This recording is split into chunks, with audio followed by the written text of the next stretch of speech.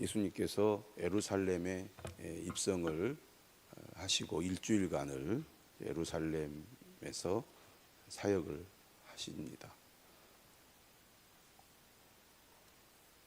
마가복음을 우리가 16장을 살펴보면 세 부분으로 구분이 된다고 말씀을 드렸습니다. 첫 번째가 갈릴리 사역, 두 번째가 이방 지역과 예루살렘 순례길 사역, 그리고 세 번째가 예루살렘 사역입니다. 예수님께서 3년간 공생애를 보내셨는데 복음서를 보면 마지막 일주일간의 사역이 많은 분량을 차지하고 있는 것을 보게 됩니다. 예수님께서 이 땅에 오신 목적이 무엇인지, 또 복음의 핵심이 무엇인지를 우리는 복음서를 통해서도 분명히 알게 되죠. 오늘 본문은 특별히 예수님께서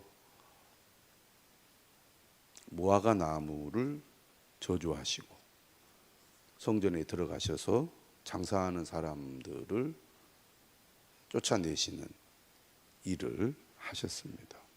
예수님께서 이러한 행동을 하신 것은 상징적인 의미가 있습니다. 언뜻 보기에는 예수님의 행동이 이상한 행동처럼 보입니다. 정상적인 사람이 아닌 것처럼, 마치 고약한 성질을 가진 분처럼 느껴지는 행동들인데요.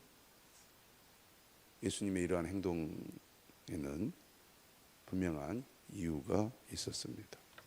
오늘 본문 12절에 보면 이튿날이 되어서 베다니에서 나와가지고 예루살렘으로 들어가다가 예수님이 배가 고프셨어요.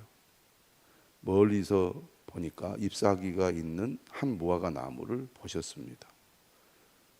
혹 그 나무에 무엇이 있을까 하여 가셨어요. 예수님의 마음의 생각이 아마 말로 표현이 되었기 때문에 제자들이 이 사실을 기억하고 기록했을 것입니다. 예수님은 무화과 나무의 시기를 정확히 잘 알고 계셨을 겁니다. 그럼에도 불구하고 이런 말씀을 하셨겠죠. 그런데 가서 보니까 잎사귀만 무성하고 열매가 없었습니다.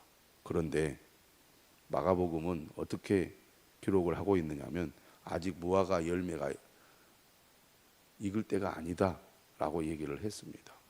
6월절은 오늘의 시기로 보면 3월과 4월 사이거든요. 근데 이스라엘에서 무화과 열매가 맺으려면 최소 5, 6월은 되어야 합니다. 그러니까 당연히 무화과 열매가 없는 것이 정상이죠. 복음서 기자도 그것을 알고 기록을 했고 또 예수님도 몰랐겠습니까? 그런데 뭐라고 얘기하느냐 하면 열매가 없다는 것을 확인하시고 이렇게 예수님이 저주의 말을 하십니다. 이제부터 영원토록 사람이 네게서 열매를 따먹지 못하리라. 앞으로 이 무화과 나무에서는 결코 열매가 열리지 않을 거라는 거죠. 그런데 이러한 예수님의 저주의 말씀을 제자들이 들었던 거죠. 예수님 왜 이런 말씀을 하셨을까? 무화과 나무가 상징하는 것이 무엇인지를 우리가 알아야겠습니다. 이스라엘의 대표적인 과일 나무를 꼽는다면 포도나무, 무화과 나무를 꼽을 수가 있는데 이 무화과 나무는 이스라엘 전체를 상징하는 나무로 비유가 많이 되어 왔습니다. 특별히 오늘 본문에서 예수님께서 이 무화과 나무를 가리켜서 저주의 말씀을 하신 것은 지금 성전을 대표하는 유대교가 종말을 맞이했다는 것을 말씀하기 위해서입니다. 제사장들이 주도하는 이 성전 체제가 그 역할이 다 끝났다는 거죠. 1세기 유대교 성전은 마치 무엇에 비유할 수 있느냐? 오늘 예수님의 이런 상징적인 행동을 통해서 잎만 무성한 무화과 나무와 같다라고 말씀을 하고 있는 겁니다. 겉만 화려하지 하나님이 요구하시는 거룩한 열매가 없는 나무와 같은 체제가 바로 유대교의 성전 체제입니다.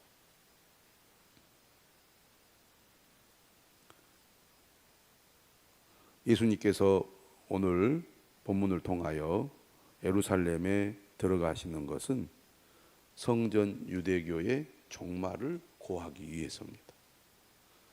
새 포도주는 새 부대에 넣어야 한다는 것도 예수님께서 이제 성전 중심의 유대교 체제는 끝이 났고 하나님의 나라를 이루어가는 하나님의 아들 예수님의 시대가 열렸다는 것을 말씀하는 것이거든요. 그래서 오늘 본문의 15절 드디어 예수님께서 예루살렘에 들어가십니다. 성전에 들어가셔서 뭘 하십니까? 성전 안에서 매매하는 자들을 내쫓으시죠. 돈 바꾸는 자들의 상과 비둘기 파는 자들의 의자를 둘러 엎으시고 아무나 물건을 가지고 성전 안으로 지나다님을 허락하지 않습니다. 제사장들의 입장에서 보면 예수님의 행동은 완전 돌발 행동이고 비정상적인 행패라고 볼 수가 있습니다. 그리고 지금 성전 안에서 장사하는 사람들은 불법적으로 장사하는 게 아닙니다. 합법적으로 장사를 합니다. 배경은 우리가 잘 알고 있죠. 하나님께 드리는 제물은 반드시 흠이 없는 제물을 드려야 합니다. 먼 곳에서 하나님께 드릴 제물을 가지고 왔는데 그 제물이 흠이 있으면 바칠 수 없잖아요. 또 무거운 제물을 먼 고향에서 성전까지 가지고 오려면 얼마나 불편합니까?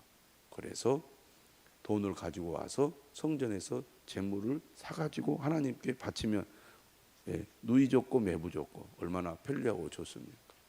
백성들이 하나님께 제사를 드릴 수 있도록 돕기 위하여 만든 하나의 시스템이라고 할 수 있겠죠. 그런데 예수님은 이러한 합법적인 장사를 방해하는 행위를 하신 겁니다. 이유가 있습니다. 예수님이 이렇게 말씀하세요. 17절에 기록된 바 내 집은 만민이 기도하는 집이라 칭함을 받으리라고 하지 아니하였느냐. 하나님의 집, 하나님이 임재하시는 성전은 하나님의 백성들이 기도하는 집인데 지금 그 하나님의 성전을 너희는 강도의 소굴로 만들었다라고 성경을 인용하여 책망을 하고 있습니다.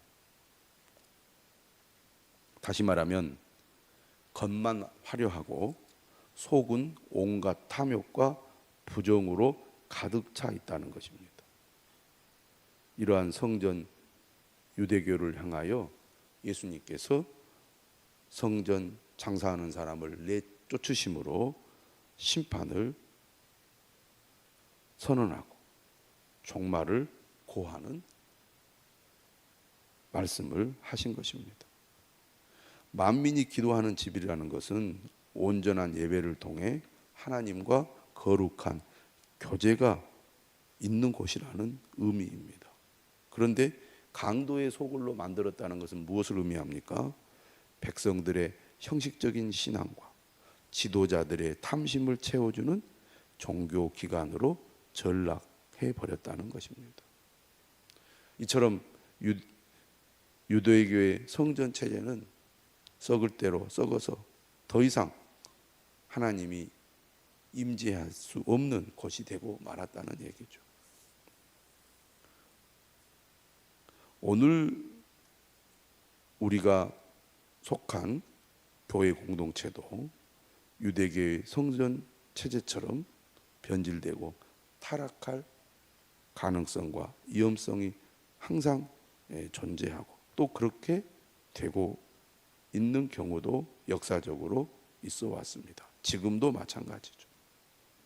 진실로 하나님을 예배하고 하나님께 기도하는 믿음의 공동체가 되어야 하지만 오랜 교회 생활 또 교회 체제 속에서 성도들은 형식적인 신앙에 빠질 수 있고 지도자들은 자신들의 탐심을 채우는 도구로 사용하는 잘못을 저지를 수 있다는 얘기입니다. 겸손한 마음으로 하나님을 진실로 믿고 따르는 삶, 그리고 모든 욕심을 내려놓고 오직 하나님의 영광을 구하는 노력을 기울이지 않으면 언제든지 타락할 수 있는 것이 공동체, 신앙 공동체라고 할 수가 있습니다. 예수님께서 이렇게 하나님의 집은 만민이 기도하는 집인데 너희들이 강도의 소굴로 강도가 드글드글 모여있는 집단으로 만들었으니 하나님의 심판을 어찌 피할 수가 있겠느냐 하는 것이죠. 이러한 얘기를 들은 대제사장들과 서기관들은 자신들의 잘못을 뉘우치고 회개하기보다는 예수를 어떻게 죽일까 꾀하기 시작합니다. 자신들의 종교적 권위에 도전하고 왕을 자칭하며 지배국 로마의 심기를 건드리는 예수님은 죽어 마땅하다는 결론을 내리게 된 것이죠. 하지만 오늘 본문에 보면 무리가 다 그의 교훈을 놀랍게 여김으로 그를 두려워하여 함부로 예수님을 붙잡지도 못합니다. 날이 저물었고 예수님은 성 밖으로 나가서 주무시게 되죠. 그리고 오늘 20절 다시 아침이 되었습니다. 그리고 예루살렘 성으로 들어가려고 지나가다가 무화과 나무가 뿌리채 마른 것을 제자들이 보았습니다. 그리고 베드로가 생각이 나서 예수님께 말씀을 하죠. 랍비여 보소서 저주하신 무화과 나무가 말랐나이다. 예수님께서 말씀하신 대로 무화과 나무가 완전히 말라버려서 다시는 열매를 따먹지 못한 상태가 되고 만 거죠. 이때 예수님께서 이 말을 듣고 뭐라고 말씀을 하시느냐면 22절에 하나님을 믿으라 이렇게 말씀하십니다. 하나님을 믿으라. 하나님을 믿으라는 말은 무엇을 의미할까요? 예수님을 통해 이루고 계시는 하나님 나라에 대한 믿음을 가지라는 얘기입니다. 그러면서 유명한 말씀을 하죠. 23절에 내가 진실로 너희에게 이르노니 누구든지 이 산더러 들리어 바다에 던져지라 하며 그 말하는 것이 이루어질 줄 믿고 마음에 의심하지 아니하면 그대로 되리라. 오늘 예수님 마지막 부분에서 믿음과 기도에 대해서 말씀을 하고 있습니다. 하나님과 온전한 관계에 있다는 것은 하나님을 절대 신뢰하고 의심 없이 기도하여 그 기도가 이루어질 것을 믿는 것이 바른 믿음이라고 말씀을 하고 있습니다. 특별히 오늘 본문 23절에 보면 누구든지 이 산더러 들리어 바다에 던져지라 하며 라는 이 부분을 오늘 매일 성경을 어떻게 해석을 하고 있느냐면 여기서 이 산은 성전산을 가리킨다는 겁니다. 성전산. 성전산은 바로 예루살렘 성전이 세워진 산이죠. 이 예루살렘 성전은 곧 하나님의 심판을 받을 산이라는 겁니다. 이스라엘 백성들은 예전에도 그랬죠. 성전이 있기 때문에 하나님이 임재하시는 성전이 있기 때문에 결코 예루살렘은 망하지 않는다. 이런 믿음을 가지고 있었습니다. 그런데 하나님 뭐라고 그랬냐면 아무리 이곳에 성전이 있다 할지라도 너희가 하나님을 버리고 우상을 숭배하면 하나님의 명령을 따르지 않고 불순종하면 이 성은 무너지고 성전도 무너질 거다. 그랬거든요. 그런데 그들은 거짓 선지자들은 뭐라고 말합니까? 예루살렘 성전이 있기 때문에 예루살렘 성은 망하지 않는다. 왜? 하나님이 이곳에 계셔서 우리를 지켜주실 것이다. 그러나 망했잖아요. 결국 무너지고 말았습니다. 성전도 다 무너졌거든. 마찬가지로 이 산더러 들리어 바다에 던져지라 이렇게 명령하는 것은 곧 이 바다에 던져지라는 것은 무엇을 의미하느냐면 심판을 상징한다는 것입니다. 이 산이 바다에 던져지는 것은 곧 영원한 심판을 의미한다는 거죠. 무화과 나무가 마른 것처럼 성전 산도 종말을 맞이할 것이다. 그런 얘기입니다. 그래서 무화과 나무가 마른 것처럼, 다시 말하면 이 유대교 성전 체제가 종말을 맞이하게 될 것처럼 이 성전 산도 종말을 맞이하게 될 것이다. 이 일을 두고 제자들이 기도해야 된다는 것입니다. 그러면 하나님께서 제자들의 기도를 듣고 그대로 응답하신다는 거죠. 예수님께서 성전 체제가 무너질 것이라고 종말을 선언한 대로 이 성전 체제는 결국 다 무너지고 말 거라는 얘기입니다. 24절은 말하죠. 그러므로 내가 너희에게 말하노니 무엇이든지 기도하고 구하는 것은 받은 줄로 믿으라. 주님과 온전한 관계에 있는 하나님의 백성들은 하나님을 절대 신뢰하는 가운데 하나님의 뜻을 따라 믿음으로 기도해야 하고, 믿음으로 기도할 때 하나님은 반드시 그 기도에 응답해 주신다는 것입니다. 그러므로 성전을 대체할 예수님의 공동체는 하나님과의 관계 속에 기도하는 공동체다. 이렇게 말씀을 하고 있습니다. 다시 말하면 예수님께서 예루살렘 성전을 대신할 거라는 거죠. 예수님이 성전이 되시는 거잖아요. 성전이 무너진다는 거, 예루살렘 성전이 무너진다는 것은 곧 예수님께서 그 성전을 대체하시는 분이라는 얘기고, 이제 예수님을 따르는 제자들의 공동체는 새로운 성전 공동체가 될 거라는 말씀입니다. 그러므로 하나님과 온전한 관계를 이룰 예수님의 공동체는 믿음의 공동체로서 기도하는 공동체이며, 이 예수님의 공동체는 또 어떤 공동체가 될 거라고 말씀하시냐면 세상과의 관계 속에서 용서하는 공동체가 될 것이다. 다시 말하면 진정으로 주님을 믿는 사람들은 기도하는 삶을 살아가게 되고, 기도하는 사람들은 반드시 용서하는 삶을 살아가게 될 거라는 것입니다. 또 그렇게 해야 된다는 것이죠. 그래서 25절에 말합니다. 서서 기도할 때 아무에게나 혐의가 있거든 용서하라. 그리하여야 하늘에 계신 너희 아버지께서도 너희 허물을 사하여 주시리라 하시니라. 우리가 예수님을 통하여 하나님의 자녀가 되었습니다.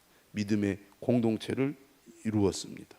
믿음의 공동체가 가장 중요하게 여겨야 할 것은 하나님을 예배하고 하나님께 기도하는 것입니다. 어떻게? 믿음으로 기도하는 것입니다. 우리가 하나님의 말씀을 따라 믿음으로 기도하면 반드시 응답해 주실 거라는 확신을 가지고 기도해야 된다는 것입니다. 믿음의 공동체가 기도하지 않는다면 그것은 진정으로 예수님을 믿는 믿음의 공동체라고 할 수 없다는 것이죠. 더 나아가 진정으로 주님을 믿고 믿음으로 기도하는 공동체는 반드시 용서를 실천해야 한다는 것이죠. 오늘 예수님의 말씀을 기억하여 우리는 믿음으로 나아가야 할 것입니다.